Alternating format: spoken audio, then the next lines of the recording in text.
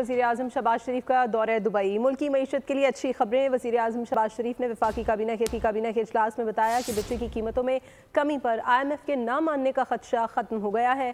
IMF ने कहा है कि पाकिस्तान बिजली की कीमतों में कमी का प्लान लेकर आए, गौर किया जाएगा। दुबई में MD IMF से मुलाकात हुई है, जिनमें उनसे पावर सेक्टर पर बात हुई है। उनसे कहा है कि सनतें तब चलेंगी जब प्रोडक्शन की लागत कम होगी। इस पर MD IMF ने मस्बत जवाब दिया है।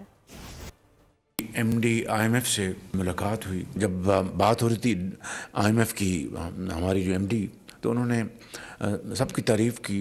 जब मैंने उनसे पावर की बात की कि मोहतरमा अब इंडस्ट्री, एक्सपोर्ट, इकॉनमी तब चलेगी जब कॉस्ट ऑफ प्रोडक्शन कम होगी, कहते बिल्कुल आप ठीक कहते हैं।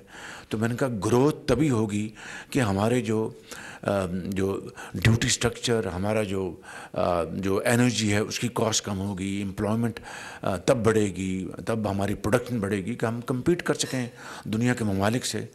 तो उसमें उन्होंने बड़ा पॉजिटिव बात की। उन्होंने कहा आप अपना प्लान लेके आएँ, मैं तैयार हूँ।